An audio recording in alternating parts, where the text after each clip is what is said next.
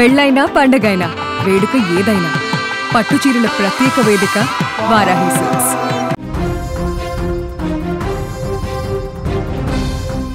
Breaking news చూస్తున్నాం. ప్రధానమంత్రి Narendra Modi civil ఆసుపత్రిలో అహ్మదాబాద్లో క్షతగాత్రులను పరామర్శిస్తున్నారు. గుర్తించినటువంటి మృతదేహాల్ని కుటుంబ సభ్యులకి వెంటనే అప్పగించాలని చెప్పి ఆదేశాలు జారీ చేశారు. మిగతా మృతదేహాలకి DNA పరీక్షలు అనేవి ప్రస్తుతం జరుగుతూ ఉన్నాయి. మృత్యుంజయుడు ఎవరైతే ఉన్నారో 242 మందిలో ఒక వ్యక్తి ప్రాణాలను దక్కించుకున్నాడు. రమేష్ విశ్వాస్ అతన్ని పరామర్శించారు ప్రధానమంత్రి మోదీ. దానికి సంబంధించినటువంటి విజువల్ కూడా మనం స్క్రీన్ మీద చూడొచ్చు. ఆ మృత్యుంజయుడి వీడియో ఎప్పుడైతే ప్రమాదం జరిగిందో ప్రమాదం నుంచి సురక్షితంగా బయటపడ్డటువంటి ఆ రమేష్ విశ్వాస్కు సంబంధించినటువంటి వీడియో మనం స్క్రీన్ మీద చూస్తున్నాం. అతను నేరుగా అలాగే నడుచుకుంటూ అంబులెన్స్ ఎక్కినటువంటి పరిస్థితి. ఆసుపత్రిలో ప్రస్తుతం ఈ క్షణం ప్రధానమంత్రి నరేంద్ర మోదీ క్షతగాత్రులను పరామర్శిస్తున్నటువంటి దృశ్యం మనం స్క్రీన్ మీద చూడొచ్చు. హాస్పిటల్కి సంబంధించిన దృశ్యాలు, ఆయన హాస్పిటల్లో ఎంటర్ అయ్యి లోపలికి వెళ్తున్నటువంటి దృశ్యాలు కూడా మనం స్క్రీన్ మీద చూస్తున్నాం. DNA పరీక్షలు కంప్లీట్ అయిన తర్వాత మృతులు ఎవరన్నది గుర్తిస్తే గనక కుటుంబ సభ్యులకు వెంటనే అప్పగించండి అని చెప్పి ప్రధానమంత్రి నరేంద్ర మోదీ చెప్పినటువంటి పరిస్థితి. ప్రస్తుతం ఆసుపత్రి దగ్గర ఎలాంటి సిచ్యువేషన్ ఉందో తెలుసుకునే ప్రయత్నం చేద్దాం. అహ్మదాబాద్ నుంచి, సివిల్ ఆసుపత్రి నుంచి లైవ్లో మా ప్రతినిధి హర్షిని సిద్ధంగా ఉన్నారు. ఎస్ హర్షిని, అక్కడ ఏంటి పరిస్థితి?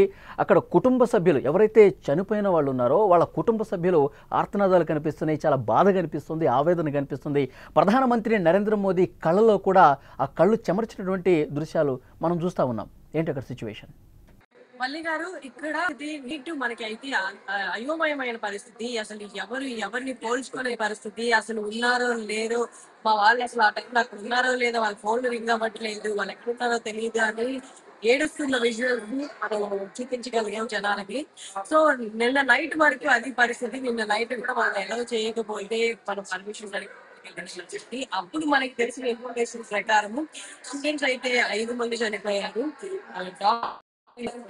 స్పెషాలిటీ, సూపర్ స్పెషాలిటీ డాక్టర్స్ ఎవరైతే ఉన్నారో 50 మంది, అలాగే ప్రయాణికులు, ఇవంతా కలిపి అఫీషియల్ గా బయటకు ఒక్కొక్కటి అనౌన్స్మెంట్ వస్తూ ఉంది. సోఫార్ మనకైతే 262-265 మంది కన్ఫర్మ్ చనిపోయారు అని. మిగతా ఇంకా రావాల్సింది సివియర్ బర్న్స్ లో ఉన్న వాళ్ళు కూడా ఉన్నారు అనమాట. వాళ్ళది చాలా క్రిటికల్ కండిషన్ లో ఉంది హెల్త్. సో మేబీ వాళ్ళ ఆరోగ్యం లేదా వాళ్ళ పరిస్థితి కుదుటపడ్డాక అనౌన్స్ చేస్తారేమో. మరి ఇంకా ఇక్కడ బంధువుల పరిస్థితులు అసలు ఎలా ఉంది అంటే అయోమయ స్థితిలో. బ్రిటిష్ నుండి వచ్చిన వాళ్ళు కూడా చాలా మంది ఇక్కడ బయట వెయిట్ చేస్తున్న గుర్తించలేని పరిస్థితుల్లో ఉన్నాయి కాబట్టి వాళ్ళు వాళ్ళ కాదా అట్లీస్ట్ ఏదో ఒక చిన్న ఆనవాళ్ళు దొరికి DNA టెస్ట్ చేయించుకొని వాళ్ళకి లాస్ట్ రైట్స్ ఏదైతే ఉన్నాయో చేయించుకోగలము అని చెప్పి వాళ్ళ బాధ వర్ణనాతీతం అండి. ఇలాంటి పరిస్థితి అసలు ఎప్పటికీ రాకూడదు. చాలా విషయాల్లో మనం అనుకుంటూ ఉంటాము. రమేష్ విశ్వాస్ తో ప్రధానమంత్రి నరేంద్ర మోదీ మాట్లాడారు. అతను ఒక్కడే బతికి ప్రాణాలతో బయటపడ్డ పరిస్థితి. అతనితో కాన్వర్సేషన్ జరుగుతోంది. అతను మాట్లాడగలిగే పరిస్థితే కనిపిస్తుంది. విజువల్స్ లో మనం చూస్తుంటే అర్థమవుతుంది. ఏం మాట్లాడారు, అతను ఏం చెప్పాడు, ఈ డీటెయిల్స్ ఏమైనా వస్తున్నాయా? మీరు అదే ఆసుపత్రి దగ్గర, ఆసుపత్రి ప్రాంగణంలో ఉన్నారు కదా, ఏమైనా సమాచారం వస్తుందా? రామ్మోహన్ నాయుడు గారితో అలాగే ప్రధానమంత్రి మోదీ గారు మాట్లాడటం జరిగింది. వాళ్ళు తప్ప ఎవరు కమ్యూనికేట్ చేయడానికి అలౌ చేయట్లేదు. నైట్ మనం కూడా వెక్కించాము. ఆ డోర్ బయటే ఉంటే విజువల్స్ మీరు చూడొచ్చు, లోపలికి వెళ్ళి మాట్లాడించడానికి. బట్ వాళ్ళు అలౌ చేయలేదు. ఆ లోపల నుంచి వచ్చిన ఒక నర్సుని మేము అడగడం జరిగింది, తన లోపలే ఉన్నారంటే ఆయన లోపలే ఉన్నారు. తో పాటు ఎంతమంది ఉన్నారంటే లెక్క పెట్టలేనమ్మా, అంతమంది లోపలే ఉన్నారని చెప్తున్నారు అనమాట. సో ఆయనతో మాట్లాడాలని చాలా మంది వెయిట్ చేస్తారు. కానీ రామ్మోహన్ నాయుడు గారి ఏవియేషన్ మినిస్టర్ మోదీ గారి మాట్లాడగలిగారు. సో మీకు ఎవరికి ఇంకా ఏమి ఇన్ఫర్మేషన్ బయటికి రానివ్వట్లేదు. ఇంకా మన పోస్ట్ మార్టం వార్డు దగ్గరికి వెళ్ళగలిగాం అనమాట. జస్ట్ వీడియో దొరికింది నిన్న నైట్. ఇప్పటికి మనకి ఇంకా తరలిస్తూ ఉన్నారు. అక్కడక్కడ కూడా అప్పటికి తీసుకొస్తూ ఉన్నారు. ఇంకా పోస్ట్ మార్టం వార్డ్ లోనే ఉంది. నాకు తెలిసి అది ఇంకా చేపట్టలేదు. DNA టెస్ట్ దాకా ఆ స్టేజ్ వరకు వెళ్ళలేదు. ఇంకా సెగ్రిగేట్ చేసే పనిలోనే ఉన్నారు. ఇంకా బాడీ పార్ట్స్ సేకరించే పనిలోనే ఉన్నారు. ప్రస్తుతానికి అక్కడి నుంచి మొత్తం ఎవరైతే బాడీ పార్ట్స్ ఉన్నాయో, లేకపోతే ఎవరైనా చనిపోయిన వాళ్ళు ఉన్నారో వాళ్ళందరినీ తీసుకొచ్చి సేకరించి పోస్ట్ మార్టం వార్డ్ లో ఉంచారు. ఇంకా నెక్స్ట్ ప్రక్రియ ఏదైనా DNA కానీ వాళ్ళ ఆనవాళ్ళు గుర్తించాలి, వస్తువుల ద్వారా గుర్తించడం కానీ ఓకే హర్షిని, మరింత ఇన్ఫర్మేషన్ కోసం మరొకసారి మిమ్మల్ని కాంటాక్ట్ చేసే ప్రయత్నం చేస్తాం. విజువల్స్లో మనం చాలా స్పష్టంగా చూడొచ్చు, ప్రధానమంత్రి నరేంద్ర మోదీ సివిల్ ఆసుపత్రిలో క్షతగాత్రులను పరామర్శిస్తున్నారు. మృత్యుంజయుడు అన్నటువంటి రమేష్ విశ్వాస్ను కూడా పరామర్శిస్తున్నారు. అతను కొంచెం బాగానే మాట్లాడుతూ ఉన్నాడు. అసలు ఏం జరిగింది ప్రమాద సమయంలో, ఆ క్షణంలో కేవలం 10 అంటే 10 సెకండ్లలో బలమైనటువంటి గోడతో ఢీ కొట్టినటువంటి పరిస్థితిలో ఆయన ఎగ్జిట్ ఏదైతే విండో ఉందో, ఎమర్జెన్సీ విండో, దాంట్లోంచి బయటికి వచ్చి తన ప్రాణాలు కాపాడుకున్నాడు రమేష్ విశ్వాస్. అతన్ని పరామర్శించి వివరాలు తీసుకుంటా ఉన్నారు. అంతకుముందు సంఘటనా స్థలాన్ని కూడా పరిశీలించారు ప్రధానమంత్రి నరేంద్ర మోదీ. సంఘటనా స్థలంలో అసలు ఎలాంటి సిచ్యువేషన్ ఉందో, ప్రతి ఒక్క ప్రదేశాన్ని కూడా, భవనం అక్కడ ఉన్నటువంటి ఏ విధంగా దెబ్బతింది, అక్కడ చెట్లు ఏ విధంగా కాలిపోయాయి, ఆ క్షణంలో ప్రత్యక్షంగా చూసిన వాళ్ళు, అధికారులు తీసుకున్నటువంటి సమాచారం, ఇవన్నీ కూడా పరిశీలించారు ప్రధానమంత్రి నరేంద్ర మోదీ. అక్కడి నుంచి నేరుగా ఆసుపత్రి దగ్గరకు వచ్చి క్షతగాత్రులను పరిశీలిస్తున్నటువంటి పరిస్థితి మనం చూడొచ్చు. సో ప్రధానమంత్రి నరేంద్ర మోదీ దిగ్భ్రాంతి వ్యక్తం చేశారు. నిన్న ఈ ఘటన తెలిసిన వెంటనే ఆయన షాక్ గురయ్యారు. దేశం మొత్తం కూడా షాక్ అయినటువంటి పరిస్థితి ఉంది. సో వెంటనే అక్కడ సహాయక చర్యలు ప్రారంభించారు. సహాయక చర్యలు ప్రారంభించిన సమయంలో కూడా ఆ మృతుల్ని గుర్తుపట్టడం అనేది కష్టతరమైనటువంటి పనిగా మారింది. ఎందుకంటే పెద్ద ఎత్తున మంటల్లో మృతదేహాలన్నీ కూడా చల్లాచెదురుగా పడి ఉన్నాయి, కాలిపోయి ఉన్నాయి. గుర్తుపట్టని స్థితిలో ఆ మృతదేహాలన్నీ కూడా ఉన్నాయి. వాటన్నిటినీ కూడా ఇప్పుడు ఆసుపత్రికి తీసుకెళ్తున్నారు. పోస్టుమార్టం జరుగుతుంది, డిఎన్ఏ పరీక్షలు జరుగుతున్నాయి. ఎందుకంటే గుర్తుపట్టినటువంటి ఆ మృతదేహానికి డిఎన్ఏ పరీక్ష చేస్తేనే ఈ మృతదేహం ఏ కుటుంబానికి చెందిందనేది కూడా తెలిసే అవకాశం ఉంటుంది. సో ఆ ప్రక్రియ జరుగుతుంది. కుటుంబ సభ్యులు ఆసుపత్రి దగ్గర పడిగాపులు కడుతున్నటువంటి పరిస్థితి ఉంది. ఎంతోమంది కుటుంబ సభ్యులు అక్కడ ఆసుపత్రి దగ్గర వేచి చూస్తున్నారు. తీవ్రమైనటువంటి ఆవేదనలో ఉన్నటువంటి పరిస్థితి కనిపిస్తోంది. ప్రధానమంత్రి నరేంద్ర మోదీ అక్కడ ఆసుపత్రిలో క్షతగాత్రులను పరామర్శిస్తున్నారు. బతికినటువంటి ఒకే ఒక్కడు రమేష్ విశ్వాస్ను కూడా పరామర్శిస్తున్నటువంటి దృశ్యం మనం స్క్రీన్ మీద చాలా స్పష్టంగా చూడొచ్చు. అసలు ఆ సమయంలో ఏం జరిగింది, కూలిపోతున్నప్పుడు ఆ విమానం ఒక్కసారిగా వైద్యులు ఉండే ఆ హాస్టల్ భవనాన్ని ఢీ కొట్టినప్పుడు ఏం జరిగింది, అవన్నీ కూడా చాలా క్లియర్గా ఆయన చెప్తున్నట్టుగా మనకు కనిపిస్తోంది. సో దర్యాప్తు చేసే అధికారులు కూడా రమేష్ విశ్వాస్ని మరొకసారి విచారించే అవకాశం కనిపిస్తుంది. అక్కడ ఏం జరిగింది, ఆ సమయంలో ఎలాంటి కుదుపుకు లోనైంది, దీనికి కారణం సాంకేతిక సమస్య, ఆ సమయంలో ఏమన్నా అలర్ట్ జారీ చేశారా, అక్కడ సిబ్బంది ఉంటారు విమానంలో, వాళ్ళు విమానం టేకాఫ్ అయిన తర్వాత ఎలాంటి అలర్ట్ ఇచ్చారు, ఇవన్నీ కూడా ఆయన ఇంకా యాక్టివ్గా మాట్లాడిన తర్వాత బయటకు వచ్చే అవకాశం కనిపిస్తుంది. ప్రధానమంత్రి నరేంద్ర మోదీతో ప్రమాదానికి సంబంధించిన వివరాలు ఆయన వ్యక్తపరుస్తున్నటువంటి దృశ్యాలు మనం స్క్రీన్ మీద చాలా స్పష్టంగా చూస్తూ ఉన్నాం. అంతకుముందే మోదీ సంఘటన జరిగినటువంటి ఆ ప్రదేశాన్ని పూర్తిగా పరిశీలించారు. ఏవియేషన్ మినిస్టర్ రామ్మోహన్ రెడ్డి కూడా దానికి సంబంధించిన డీటెయిల్స్ ఇచ్చారు. ఆ భవనం ఏ విధంగా దెబ్బతింది, ఆ భవనంలో ఉన్నటువంటి వైద్యులు ఎవరైతే ఉన్నారో వాళ్ళు కూడా చాలామంది చనిపోయినటువంటి పరిస్థితి. 60 నుంచి 70 మంది వైద్యులు ఆ బిల్డింగ్లో ఆ సమయంలో ఉన్నారు. సో వాళ్ళలో ఎంతమంది బతికారు, ఎంతమంది చనిపోయారు, వాళ్ళకి సంబంధించిన డీటెయిల్స్ కూడా ఈ సాయంత్రం వరకు వచ్చే అవకాశం కనిపిస్తోంది.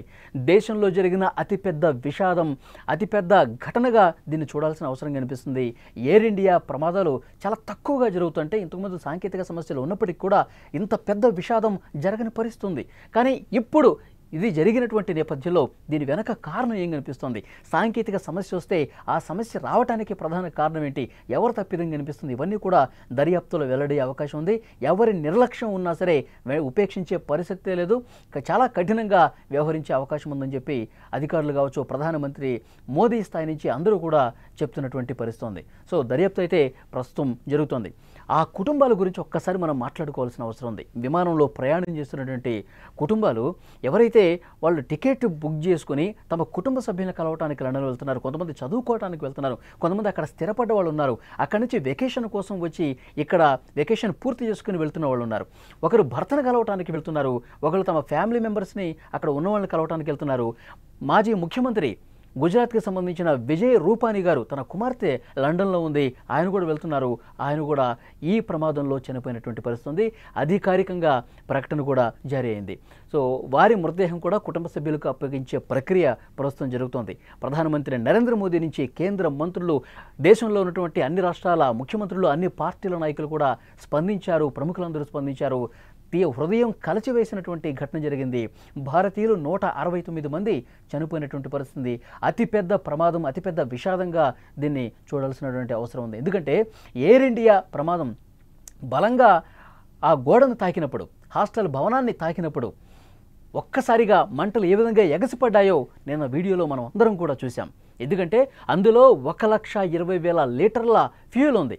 విమానంలో ఇంధనం ఒక్కసారిగా మండేసరికి విమానం మొత్తం కూడా కాలిపోయినటువంటి పరిస్థితి ఉంది. విమానం ఆ మంటల్లోనే 241 మంది ప్రయాణికులు ఆన్ ద స్పాట్ కాలి బూడిదైపోయినటువంటి పరిస్థితి ఉంది. సో ఇది ఇంతటి పెను విషాదం ఈ మధ్యకాలంలో ఎప్పుడూ జరగలేదు.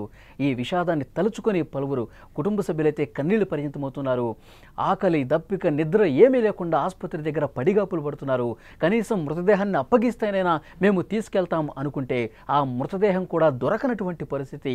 అంత దారుణమైనటువంటి విషాదం, పెను ప్రమాదం మిగిల్చిందని చెప్పాలి. విజువల్స్లో మనం చాలా స్పష్టంగా చూస్తున్నాం. ప్రధానమంత్రి నరేంద్ర మోదీ ఆసుపత్రిలో క్షతగాత్రులను పరామర్శించడానికి వెళ్తున్నటువంటి దృశ్యం మనం చూస్తున్నాం.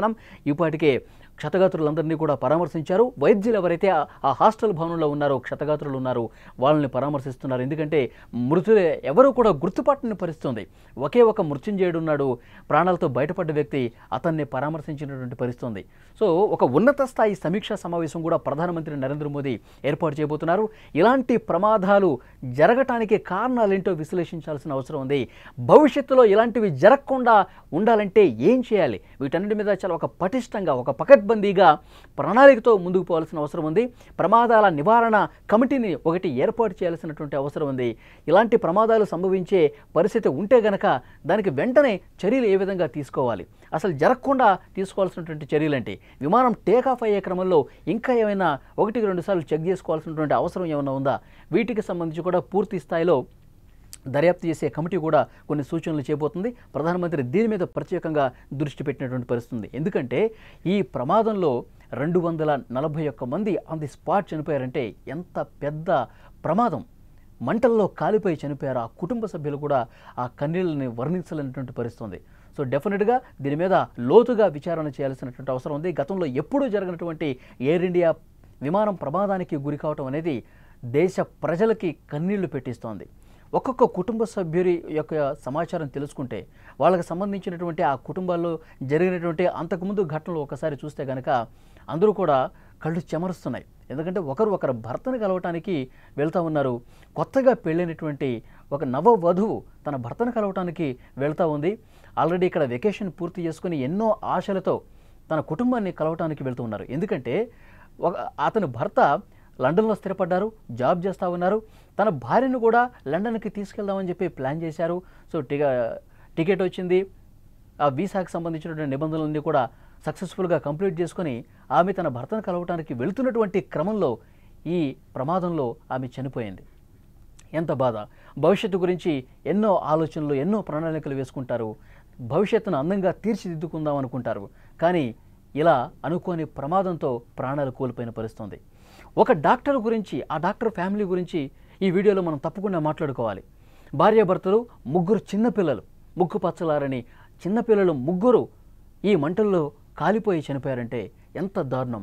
ఆ కుటుంబం ఎన్నో ఆశలతో లండన్కి వెళ్ళి అక్కడ స్థిరపడి వెకేషన్ కోసం ఇక్కడొచ్చి మన భారతదేశంలో ఉన్నటువంటి కుటుంబ సభ్యులతో సరదాగా గడిపి ఈ వెకేషన్ పూర్తిగా, ఈ సెలవుల్ని పూర్తిగా ఎంజాయ్ చేసి మళ్ళీ లండన్ బయలుదేరినటువంటి ఆ కుటుంబం, ఎన్నో ఆశలు భవిష్యత్తు మీద ఉన్నటువంటి కుటుంబం, 3 పిల్లల యొక్క భవిష్యత్తును అందంగా తీర్చిదిద్దుకుందాం అనుకున్న కుటుంబం, అప్పటి వరకు సరదాగా సెల్ఫీలతో ఎంజాయ్ చేసినటువంటి కుటుంబం, అప్పటి వరకు తమ కుటుంబ సభ్యులతో సెల్ఫీలతో విమానం ఎక్కే ముందు ఆ విమానం లోపల కూడా సెల్ఫీ ఫొటోస్, వీడియోస్తో ఎంతో అందంగా, ఆహ్లాదకరంగా కనిపించినటువంటి, సరదాగా కనిపించినటువంటి ఆ కుటుంబం ఒక్కసారిగా క్షణాల వ్యవధిలోనే టేకాఫ్ అయిన తర్వాత ఈ ప్రమాదం జరిగి వైద్యుల హాస్టల్ భవనాన్ని బలంగా ఢీకొట్టి 625 అడుగులకు చేరుకున్నటువంటి విమానం మళ్ళీ పైకి ఎగరకుండా ఉన్న పళాన కిందకి జారిపోతూ వైద్యుల హాస్టల్ భవనాన్ని ఢీకొట్టి, చెట్లను ఢీకొట్టి ఒక్కసారిగా పేలిపోయి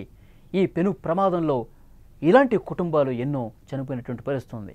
గుజరాత్ మాజీ ముఖ్యమంత్రి విజయ్ రూపానీ ఉన్నారు, ఎంతోమంది యువత ఉన్నారు, వాళ్ళందరూ కూడా ప్రాణాలు కోల్పోయినటువంటి పరిస్థితి ఉంది. ఇలాంటి పెను విషాదాన్ని మిగిల్చినటువంటి ఈ ప్రమాదం భారతదేశం మర్చిపోవాలంటే చాలా సమయం పడుతుంది. అంతటి విషాదాన్ని మిగిల్చినటువంటి పరిస్థితి ఉంది. సో డెఫినెట్గా దీని మీద అందరూ స్పందిస్తూ ఉన్నారు. లోతుగా నిష్పక్షపాతంగా విచారణ చేసి ఈ సాంకేతిక సమస్యకు కారణం ఏంటో కూడా బయట పెట్టాల్సినటువంటి అవసరం ఉందని చెప్పి పెద్ద ఎత్తున డిమాండ్ వస్తూ ఉంది. ఎందుకంటే కాక్పిట్ వాయిస్ రికార్డర్ అనేది చాలా కీలకం ఇలాంటి ప్రమాదాలు జరిగినప్పుడు. ఎందుకంటే పైలట్ కో-పైలట్ ఏం మాట్లాడుకున్నారు, ఒక్కసారిగా 625 అడుగుల పైనుంచి ఒక్కసారిగా జారిపోతున్నప్పుడు ప్రమాదాన్ని వాళ్ళు ముందుగానే గ్రహించి ఏటీసీకి సమాచారం అందిస్తారు. మేడే మేడే మేడే మేడే అంటే సహాయం చేయండి అని అర్థం. ఇలాంటి విమాన ప్రమాదాలు జరగటంలో అత్యవసర పరిస్థితి ఉన్నప్పుడు విమానాశ్రయాల్లో ఇది చాలా కీలకమైన పదం. ఏటీసీకి ఈ పదం వినిపించింది అంటే పెద్ద ప్రమాదం పొంచి ఉంది, ప్రమాదం జరగబోతున్న అర్థం. ఏటీసీ వెంటనే రెస్పాండ్ అయ్యేలోపే, వెంటనే రియాక్ట్ అయ్యేలోపే చెట్లను కొట్టేసి అక్కడ హాస్టల్ భవనాన్ని ఢీ కొట్టేసి పెద్ద ఎత్తున మంటలు చెలరేగి, ఇది ఎంతో దూరంలో లేదండి, కేవలం 30 సెకండ్ల లోపే టేకాఫ్ ఇట్లా అయిందో లేదో 1 గంట 38 నిమిషాలకు అట్లా ఒక 30 సెకండ్ల లోపే అత్యంత దగ్గరగా ఆ ఎయిర్పోర్ట్ ఉన్నటువంటి దగ్గరలోనే జనావాసాలు ఉన్న ప్రాంతంలో ఇది కూలిపోయింది, క్రాష్ అయిపోయింది. మంటలు విపరీతంగా ఎగసిపడి 1,20,000 లీటర్ల ఇంధనం ఒక్కసారిగా మండి విమానం మొత్తం కాలి అక్కడ అందులో ఉన్నటువంటి ప్రయాణికులు అందరూ కూడా 241 మంది క్షణాల వ్యవధిలో కాలి బూడిదైపోయారంటే ఎంతటి పెను విషాదం. చిన్న పిల్లలు ఉన్నారు, అప్పుడే పెళ్ళైనటువంటి నవవధువు ఉంది, ఉద్యోగస్తులు ఉన్నారు, యువత ఉన్నారు, విజయ్ రూపాని లాంటి ప్రముఖులు ఉన్నారు. అందరూ 241 మంది ఆన్ ది స్పాట్ క్షణాల వ్యవధిలో కాలి బూడిదైపోయినటువంటి పరిస్థితి. ఎంతటి పెను విషాదం. ఇది తలుచుకుంటేనే ప్రతి ఒక్క భారతీయుడు కూడా కన్నీళ్లు పెట్టుకుంటున్నారు. 169 మంది భారతీయులు ఉన్నారు, 53 మంది బ్రిటిష్ పౌరులు ఉన్నారు, 7 పోర్చుగీస్ వాళ్ళు ఉన్నారు, 1 కెనడియన్ ఉన్నారు, 12 మంది స్టాఫ్ ఉన్నారు. వీళ్ళందరూ కూడా ఆన్ ది స్పాట్ ఒక్కరంటే ఒక్కరే బతికి ప్రాణాలతో బయటపడ్డ పరిస్థితుంది. సో ఆ ఒక్కడితో ప్రధానమంత్రి నరేంద్ర మోదీ సివిల్ ఆసుపత్రికి వెళ్ళారు, క్షతగాత్రులను పరామర్శించారు, అతన్ని కూడా పరామర్శించారు. ఆ సమయంలో పర్టికులర్గా ఈ ప్రమాదం జరిగినప్పుడు ఏం జరిగింది, ఎలాంటి వార్నింగ్స్ వచ్చాయి, ఎవరు ఏం మాట్లాడారు, ఇవన్నీ కూడా తీసుకున్నారు. అతను గుర్తున్న మేరకు ప్రధానితో పంచుకుంటున్నటువంటి పరిస్థితుంది. ఆ డీటెయిల్స్ అన్ని కూడా ప్రధానితో చెప్తున్నటువంటి దృశ్యాలు మీరు స్క్రీన్ మీద చూస్తూ ఉన్నారు. ఒక్కసారిగా ఆయన షాక్లో ఉండిపోయాడు. నిన్న మనం చూసాం ప్రమాదం జరిగినప్పుడు ఆయన seat number 11A air India విమానంలో 11A సీటు బుక్ చేసుకున్నాడు, విండోకి దగ్గరగా ఉంది. ఒక్కసారిగా ప్రమాదం జరిగిన తర్వాత హాస్టల్ భవనాన్ని ఢీకొట్టిన తర్వాత ప్రమాదాన్ని సెకండ్ల వ్యవధిలో అలర్ట్ అయ్యాడు. అతను సెకండ్ల వ్యవధిలోనే గుర్తించాడు. ఎమర్జెన్సీ విండో నుంచి ఒక్కసారిగా కిందకి దూకాడు, చిన్న గాయాలతో అతను బయటపడ్డాడు. వెంటనే నడుచుకుంటూ వెళ్తున్న దృశ్యం మనం స్క్రీన్ మీద చూస్తున్నాం. వెంటనే అంబులెన్స్ ఎక్కాడు, ఆసుపత్రికి చికిత్స నిమిత్తం వచ్చాడు. ఆ వ్యక్తినే ప్రధానమంత్రి నరేంద్ర మోదీ ప్రస్తుతం పరామర్శించి ఆ సమయంలో ఏం జరిగిందో కూడా వివరాలు తెలుసుకుంటున్నటువంటి దృశ్యం మనం స్క్రీన్ మీద చూస్తున్నాం.